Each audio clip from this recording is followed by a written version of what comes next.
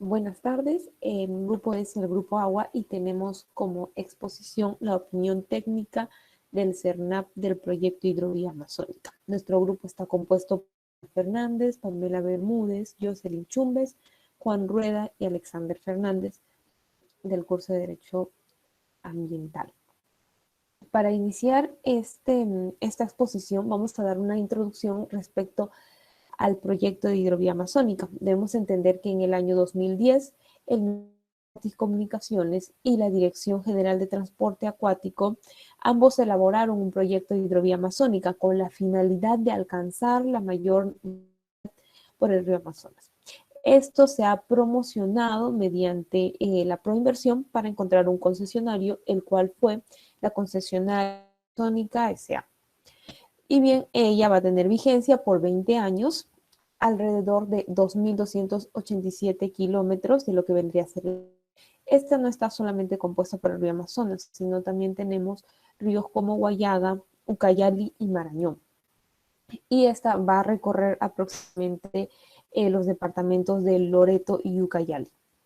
Entonces, la concesionaria va a establecer 4 puntos importantes respecto a este proyecto, pero teniendo como característica principal eh, la navegabilidad de las embarcaciones fluviales. Entonces, entre las características principales se encuentra que ellos van a tener una captura y registro constante de agua que viene sucediendo, ¿no? Cómo estas van cambiando a través de las estaciones del año también. Me establece la concesionaria que va a hacer la limpieza de troncos que se llaman quirumas, que se encuentran a medio del río, poder sacarlos y para que los navíos puedan hacer un recorrido lineal, ¿no? Y no encontrarse con estos troncos por medio. Entonces ellos establecen que se va a sacar estos troncos, que son los quirumas, que van a ser sacados. Luego también establece concesionaria que van a ser dragados. ¿Y qué son los dragados? Debemos entender que se pide que el río tenga una profundidad de entre 2 a 3 metros, un poco más, y de ancho debe tener de 56 hasta 80 metros, ¿no? Todo aquel que, o bueno, las partes del río que no cumplan con esta descripción se va a considerar malos pasos. Y todos los que son malos pasos van a tener que haber dragados, que significa sacar la tierra para cumplir con el requisito que se está pidiendo.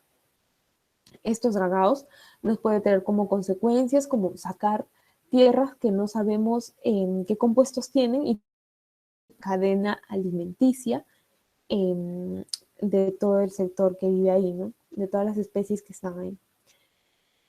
También nos dice la concesionaria que va a establecer un sistema de información para la navegación para que se sepa por dónde está yendo la ruta. Luego de eso, debemos ver, una vez que ya hemos establecido los puntos de la concesionaria, que son 4 puntos que va a tomar en cuenta, debemos ver observaciones que propiamente ha hecho la CERNAP, que deberán ser tomadas en cuenta por el titular del proyecto. ¿Cuáles son? Establece las siguientes observaciones. Nos dice que el sector perteneciente a la Reserva Nacional de Pacaya-Samira no ha sido tomada en cuenta en este estudio de impacto ambiental, ni de manera tanto la física ni la biológica. ¿A qué se refiere con la física? Que hay una dinámica de los ríos, del transporte, de la calidad de sedimentos que va a salir con estos dragados, de los ríos que constantemente cambian durante el año, la dirección también de estas corrientes, porque al sacar al sacar sedimentos con los dragados, puede ser que cambie la dirección de los ríos y puede de esta manera también afectar. A la vez de esto, en la parte biológica, que están las especies en peligro de extinción, como lo son el bufeo colorado o el lobo de río, tomados en cuenta. Otro punto que me establece es que no se ha considerado la delimitación del aspecto físico, tampoco la delimitación del aspecto biológico. Y en estas delimitaciones tendríamos cuántos malos pasos existen, ¿no? Eso es también establecer para no caer en exageraciones. También el cauce de los ríos, como vemos, cuánto va a cambiar esto, y también el estudio de la calidad de sedimentos, ¿no? ¿Qué componentes químicos tiene esto? En la parte lógica encontramos que debe ser considerado, pero no ha sido considerado, el hábitat de las especies de importancia para el área natural protegida, como el delfín gris, el delfín rosado, el lobo de río, ¿no? Y también debe ser considerada los ámbitos de desplazamientos de las especies para el momento de la pesca, que se viene tomando en cuenta por los mismos pobladores. Entonces, en conclusión, para la parte 1, no se ha tenido en cuenta las áreas naturales protegidas, como es la de Pacaya Samira en especial. Como punto 2, la observación que me hace es que la línea de base del estudio de impacto ambiental, como entendemos, la línea de base es el presupuesto de donde se va a dar el estudio de impacto ambiental, o si esto, antes que inicie estos cambios del proyecto que van a hacer en este lugar, sino como línea base, como línea de inicio, no se ha tomado la área natural protegida de Pacaya Samira.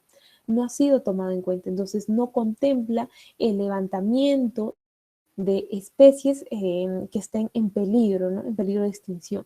Por lo tanto, el CERNAP señala que esta información completada en su línea de base ambiental, teniendo en cuenta la parte biológica de las áreas naturales protegidas.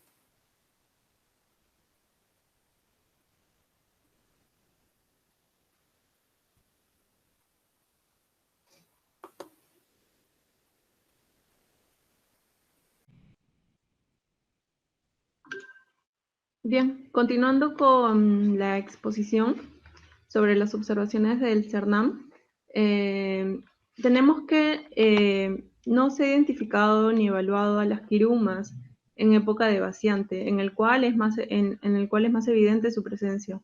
Tampoco se ha evaluado la cantidad de quirumas a lo largo de todo el canal de navegación.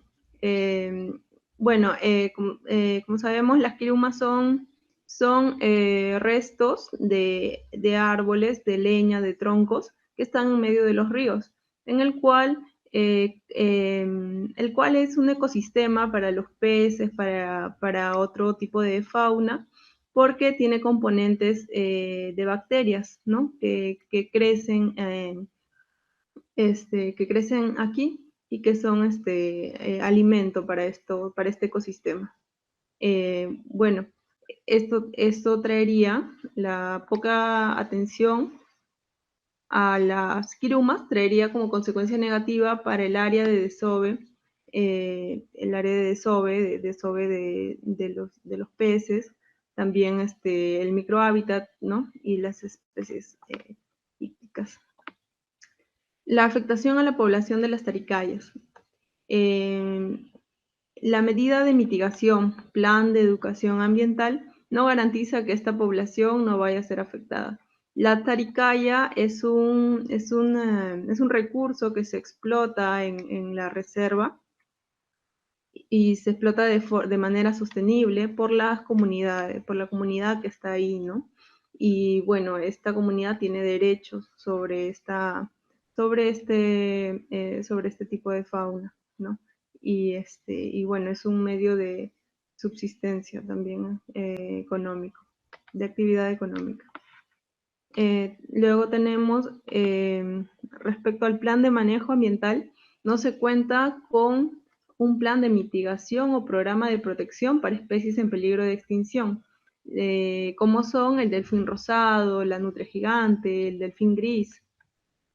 Y además no se ha considerado la calidad de los cimientos de los malos pasos.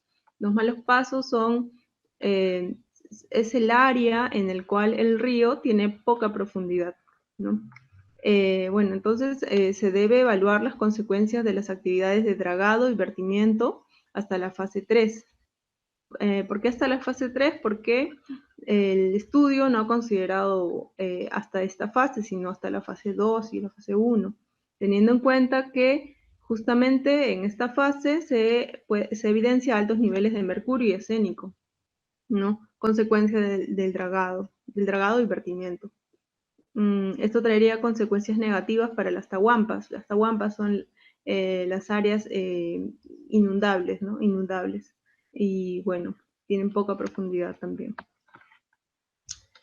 Bien, se presentan cuadros de datos respecto a resultados de evaluación de transporte de sedimentos. No se entiende de qué manera se hizo la identificación y evaluación de impactos ambientales y en base a qué se propuso medidas ambientales. No se ha tomado en cuenta la morfodinámica de los ríos y canales, como el canal de Pinagua y los cortes de meandros. Con respecto al impacto en grupos funcionales, se destaca al bagre y a los detrívoros, al cual se le da una calificación de afectación leve. Sin embargo, esto sería incorrecto, pues el bagre es un recurso importante para que se sostenga la cadena trófica, por lo cual bueno, pues, no podría ser calificado su afectación como leve, sino que se tendría que ver de forma general y tendría que ser calificado como una afectación relevante, importante, grave. Así también hemos observado que se ha observado en el informe técnico que no se justifica la calificación de impactos leves y moderados que se dan a los componentes de los medios físicos y biológicos. No hay una justificación clara para darle esta calidad de leves y o moderados. Tampoco se ha tomado en consideración lo señalado en el ítem 2.32 de la opinión técnica del CERNAM, que menciona incorporar un ítem sobre compensación ambiental si existieran impactos residuales. Si existieran impactos residuales, se deberá presentar un plan de compensación ambiental, el cual no ha sido contemplado. El estudio de impacto ambiental no incluye, así tampoco el estudio de impacto ambiental no incluye información digital georreferenciada, como el Google Earth, el Shapefile u otros, para poder comprender las características físicas y biológicas del ámbito del proyecto y de manera puntual de las zonas donde se desarrollarán las actividades del proyecto. El proyecto únicamente considera dos tipos de dragado, el dragado de apertura y el dragado de mantenimiento. Considerando que el periodo del proyecto es de 20 años, ¿cómo se garantiza que el volumen total a dragar podría ser contenido en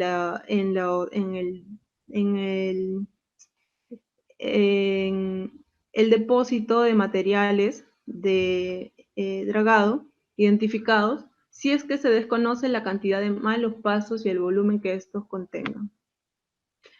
Así tampoco se ha observado que no contiene como mínimo las principales características del área que será intervenida por el proyecto y su área de influencia. Así tampoco contienen los planos de ubicación del proyecto con sus componentes principales y auxiliares. En este estudio tampoco indica el tipo de metodología que usaron para hacer las mediciones ambientales, ¿no? Y las calificaciones.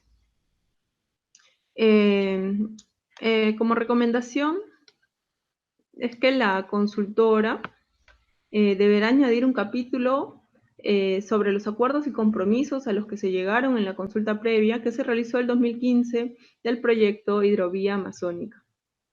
También se deberá identificar a las comunidades o centros poblados que se encontraron históricamente y se encuentran actualmente, a todas ellas. También se deberá incluir el desarrollo económico-social, ya que forman parte de la dinámica fluvial de los ríos intervenidos en la evaluación. Asimismo, se deberá presentar el plano catastral del área donde se desarrollará el proyecto, identificando cada uno de los predios que lo conforman, ya sean propietarios o posesionarios, así como la identificación de predios vulnerables que puedan ser afectados indirectamente como consecuencia del proyecto. Bueno, gracias.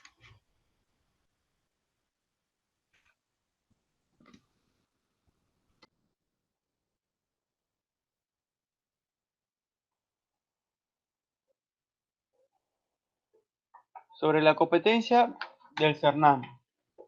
Como se tiene por conocido, el Servicio Nacional de Áreas Protegidas por el Estado, CERNAM, es un organismo público técnico especializado del Ministerio de Ambiente, el cual tiene competencia a nivel nacional sobre áreas naturales protegidas de administración nacional, la cual incluye áreas naturales protegidas marinas y costeras.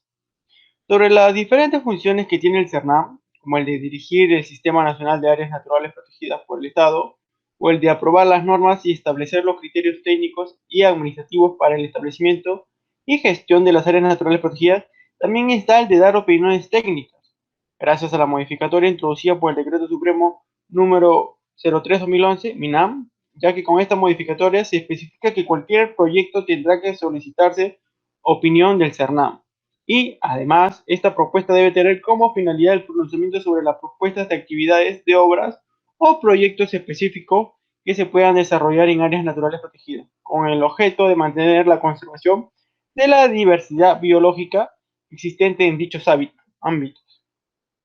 Siendo el caso, la opinión técnica número 626/2019, consideramos importante la opinión del CERNAM, no solo porque el área afectada sea un área natural protegida, una reserva natural, cuando también mencionada Reserva Natural Pacaya Samira, la cual tiene una gran fauna silvestre, como también recursos que sirven para la población aliada a la reserva, sino también porque el plan de manejo no se ha tomado ni incorporado medidas de control, de prevención y mitigación de los impactos que este proyecto tendría sobre los ecosistemas acuáticos, la fauna silvestre, y contiene también muchos animales en peligro de extinción y el ecosistema, además cuyo ecosistema contiene a grupos taxonómicos como las orquídeas, los musgos, los macroinsetos, etc.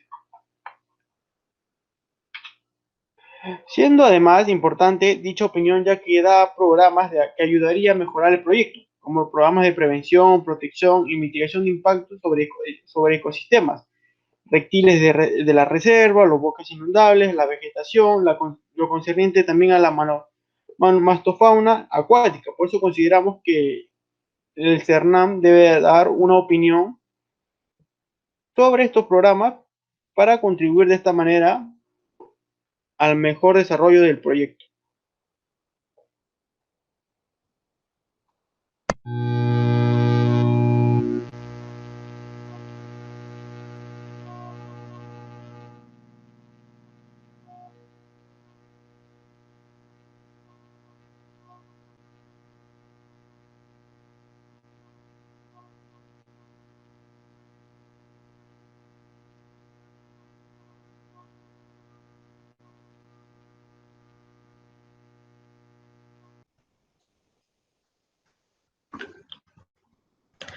Saludos, profesor. En esta oportunidad voy a responder a la pregunta de si es vinculante la opinión técnica 626/2019 hecha por CERNAM. Para responder a esta pregunta, lo primero que tenemos que hacer es darle un vistazo al Decreto Supremo 003/2011 del Ministerio del Ambiente, el cual regula el procedimiento de evaluación hecha por el CERNAM para los proyectos u obras que se deseen realizar en áreas naturales protegidas. Es así que este decreto supremo modifica la ley de áreas protegidas, la cambia en el sentido de que antes de este decreto supremo solamente se necesitaba el procedimiento de evaluación del CERNAM para obras o proyectos referidos a los hidrocarburos o a la minería, y desde la publicación del decreto son necesarios o es necesario el procedimiento de evaluación en cualquier proyecto u obra que se quiera realizar en un área natural protegida.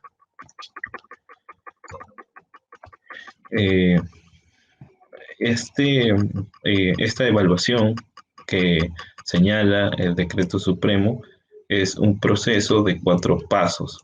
El primer paso es el de la compatibilidad, es la primera evaluación técnica hecha por el CERNAM, en la cual evalúa, como su nombre lo dice, si el proyecto es compatible con la protección del área natural que se vería afectada por el mismo.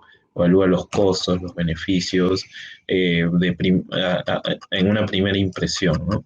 Entonces es la primera observación o la primera opinión técnica que emite CERNAP y es vinculante. Entonces es obligatorio que sea superada por el proyecto que desee realizarse en un área natural protegida. Luego, el segundo paso es el de términos de referencia. En este paso, la CERNAP da propuestas de contenido y alcance para la elaboración del instrumento de gestión ambiental que realizará el interesado o la entidad interesada y designada por la ley para realizar los instrumentos de gestión ambiental para poder realizar proyectos u obras en áreas naturales protegidas. En el caso de los términos de referencia, estos no son vinculantes. Sin embargo, como lo señala la propia CERNAP, deberían ser tomados en cuenta por los interesados para que el instrumento de gestión ambiental finalmente sea aprobado. Luego tenemos el paso 3, que es la autorización de ingreso, que es cuando CERNAP permite que se ingrese, como su nombre lo dice, a las áreas naturales protegidas a realizar los estudios de impacto ambiental requeridos para el desarrollo de una obra. Una vez ya con esto, la entidad encargada de la realización del instrumento de gestión ambiental lo presenta a CERNAP y esta desarrolla el paso 4, ¿no? Que ellos lo colocan en su propia página y en su propia bibliografía como instrumento de gestión ambiental. En realidad es la opinión técnica favorable del instrumento de gestión ambiental. Ese es el paso 4 y sería el último paso. Con la opinión técnica favorable del instrumento de gestión ambiental podría darse inicio el inicio del proyecto que se tiene planeado realizar. Al igual que el paso 1, el paso 4, el de la opinión técnica favorable del instrumento de gestión ambiental, también es vinculante. Entonces, sabiendo ya en qué etapas tiene el proceso de evaluación y cuáles son vinculantes o cuáles son las opiniones técnicas vinculantes que se emiten por CERNAP, podemos responder a la pregunta de si la opinión técnica 626-2019 es vinculante o no. En primer lugar, de acuerdo a lo que vemos en los antecedentes, en el 2012 se da la opinión técnica favorable de compatibilidad, que es que se encuentra en el oficio 257-2012 de CERNAP. Luego, CERNAP propone sus términos de referencia para el instrumento de gestión ambiental mediante el oficio 134-2014 de CERNAP. Posterior a eso se permite el ingreso para realizar los estudios dentro del área natural protegida, en este caso la Reserva Nacional Pacaya-Samira. Y luego de esto, el SENACE presenta en el 2019 el instrumento de gestión ambiental en el oficio 28 del 2019. Sobre este oficio, sobre lo que está referido a la opinión técnica 626-2019 de CERNAP. Entonces, teniendo en cuenta el hecho de que el Decreto Supremo 003 del 2011 del Ministerio del Ambiente señala que la opinión técnica sobre el instrumento de gestión ambiental es vinculante, la respuesta sería que sí. La opinión técnica 626 de 2019 es vinculante y debe ser cumplida por los interesados en la realización del proyecto. Gracias.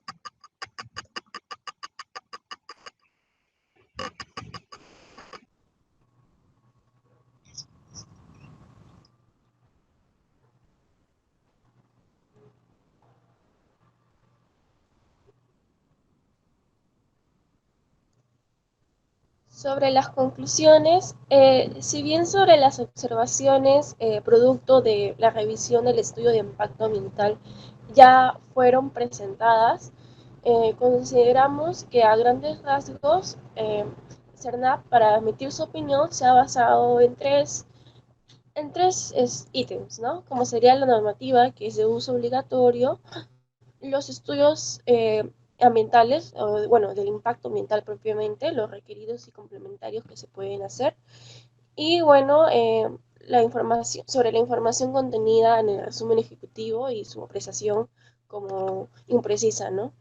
Y esto es debido a que como bagaje normativo, lo que sea o lo que sea citado para justificar la opinión de CERNAP está propiamente los que son los reglamentos de protección ambiental para el sector de transportes, la ley de adquisición, expropiación, transferencia de inmuebles estatales y liberación de interferencias, el reglamento de la ley de áreas naturales protegidas, la ley de gestión integral de residuos sólidos y a la par con otros planes maestros, como por ejemplo el de Pacaya Samiria, y también otras opiniones técnicas emitidas a considerar pertinentes al caso, ¿no? Y bueno, bajo ese parámetro normativo es que en la opinión de CERNAP incide en que los estudios de impacto ambiental que se han hecho, o al menos se han comunicado que se han hecho, no han sido lo suficientes. Por ejemplo, señala que no se ha realizado una identificación y evaluación que se requiere para, por ejemplo, analizar el comportamiento de los ríos, que altamente podría ser, o digamos, es uno de los factores principales que competen entre este proyecto, ¿no? En tanto, tampoco se ha tomado consideración sobre un análisis o un estudio de impacto sobre la calidad de los sedimentos fluviales. Y, bueno, en el mismo lado, lo que exhorta es que se tomen a cabo exámenes más detallados sobre, por ejemplo, la dinámica fluviomorfólica que debería darse, puesto que el proyecto que se empieza a realizar está muy cercano a lo que es el río Ucayali, ¿no? Y como sabemos es un río muy, muy majestuoso y que a la par necesita un examen mucho más detallado para conocer sus alcances que podría dar en el ambiente. Y con respecto al tercer punto, que es sobre el resumen ejecutivo y la imprecisión, es que si justamente no se han explotado o detallado de manera a cabalidad lo que son los estudios ambientales, a consecuencia de eso tenemos que tampoco se puede transmitir justamente esos a través del resumen ejecutivo, ¿no? Lo que señala es que hay demasiada imprecisión eh, en los planes, o al menos en los estudios presentados. Por ejemplo, es necesario que se haga énfasis en un estudio sobre las diferentes etapas en las cuales se vería desarrollando el proceso y en cada etapa ver qué circunstancias o qué contextos podrían ocasionarse, ¿no? Pide más precisión al respecto. También quieres saber, o bueno, solicita que se tenga también la misma información sobre los planes de manejo con respecto a los recursos sólidos, sobre las instalaciones auxiliares, sobre las maquinarias, sobre lo que sea necesario utilizar. Y bueno, eso tampoco ha quedado muy explicado en el resumen ejecutivo. Y también lo que señala es que algo muy, muy importante es que no ha detallado cuáles serían los impactos leves y moderados con respecto a los componentes físicos y biológicos, ¿no? Teniendo en cuenta que en el lugar existen varias líneas de qué factores ambientales se ven intervenidos, y es necesario que se tenga cierto alcance de precisión con respecto a los impactos que se podrían originar y al menos una predicción sobre los daños que tienen más posibilidades de ocurrir, y eso no es la información que se está otorgando, ¿no? Y resumidas cuentas, eso es lo que más o menos señala CERNAP sobre este proyecto. Y con ello paso a otras conclusiones que son más, que responden más a nuestras percepciones como grupo, ¿no? Y bueno, la primera apreciación es que se debería tener la misma severidad en los estudios de impacto ambiental sobre y los efectos sobre, por ejemplo, la fauna, la flora y los aspectos climáticos, de igual manera en la que se tiene sobre las personas, ¿no? En sí, al menos las personas, los seres humanos que tienen o poseen sus derechos reconocidos bajo el sistema jurídico, sabemos que tenemos ciertas herramientas, ciertas normativas que ayudan a nosotros a nuestra participación y nuestra opinión con respecto a cada proyecto que se puede originar, ¿no? Ya sea tal vez en un contexto citadino, o tal vez ya sea en un campo rural o cercano a comunidades indígenas. Pero en este caso, lo que directamente se ve afectado con el proyecto no es tanto, o al menos de primera mano, no es tanto con las personas, sino con la flora y la fauna y el clima en general, porque es una zona muy fluvial. Entonces, al menos, por ejemplo, los animales no te pueden reclamar cuando ven ciertos abusos, cierta contaminación, mucho menos los animales, digo, las plantas en los ríos, ¿no? Para esto, eso se transmite a través de, por ejemplo, la misma ciudadanía, las organizaciones, los colectivos, las ONG, etcétera, ¿no? Pero lo que vemos o nos genera como impresión de este proyecto es que tal vez sea que por el mismo hecho de que no se afecta directamente, o sea, de manera y automáticamente causal a la ciudadanía, sino que se da más a los que son nuestros animales en nuestras tierras. Parece que no han tomado la suficiente responsabilidad de realizar un estudio de impacto ambiental y su resumen ejecutivo a la par, eh, con la debida diligencia, ¿no?, que se tenía que hacer. Y a esto vamos como sumando el siguiente punto, ¿no? Que es, por ejemplo, con respecto a la compensación ambiental, que en sí, en la totalidad de los casos, debería entenderse como medidas o la implementación de medidas de restauración y conservación. Y lo que tenemos en el caso es que no se han especificado estas, ¿no? Como decíamos, por ejemplo, no se detallan proyectos de mitigación o de protección con respecto al ecosistema animal, sobre los animales que están en ese sitio, ¿no? Como los reptiles, ciertas aves, la vegetación y demás especies, ¿no? Y tampoco se ha considerado, por ejemplo, o al menos ha quedado consignado, que ante cualquier eventualidad que pueda surgirse, porque la naturaleza en sí es impredecible, y que si es que se da el caso, por ejemplo, se genere una línea sobre qué hacer, ¿no? Que sería, por ejemplo, crear una nueva área de influencia sobre la cual se va a determinar en los mismos estudios para ver la funcionalidad del proyecto en esa zona, ¿no? Y bueno, lo que sabemos es que las medidas de restauración, como su nombre lo dice, ¿no?, busca restaurar aquello que de alguna manera se ha perdido, se ha degradado, ¿no? Y con referencia a la biodiversidad, por ejemplo,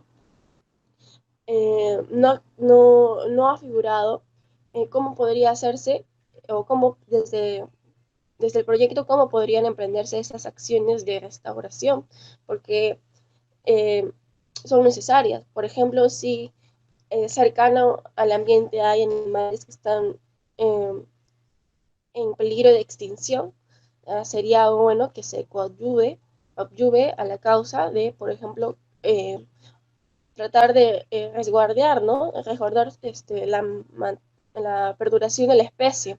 Lo mismo con la flora, ¿no? Y también con las medidas de conservación, que en este caso ya es como antes de que antes de que sufran algún daño, ¿no? Como podría ser el mismo hecho de proteger o resguardar cierto ecosistema que de por sí, por sus características propias, ya se les ha identificado como una suerte de cuidado, más, más empático, ¿no? Tal vez tiene cierta delicadeza, lo cual hace que sea de cierta manera intocable. Y bueno, estas medidas deben plasmarse también, las cosas que no se ha hecho, porque justamente con estas, más los objetivos que se pueda tener en la implementación del plan, permite hacer una medición, por ejemplo, sobre lo que a futuro podría desarrollarse en la zona. Y con respecto al tercer punto sobre la aplicación de compromisos ambientales como indicador de responsabilidad y transparencia necesaria, en cierta medida, incorporar un ítem de compensación ambiental eh, es como crear un compromiso, ¿no? Un compromiso en el cual se emprende un conjunto de medidas y acciones generadoras de beneficios eh, a raíz de eh, algunos daños ocasionados que tal vez caigan en el extremo de la irreparabilidad, ¿no? O sea, ya no puede, o ya no sería posible restaurarse.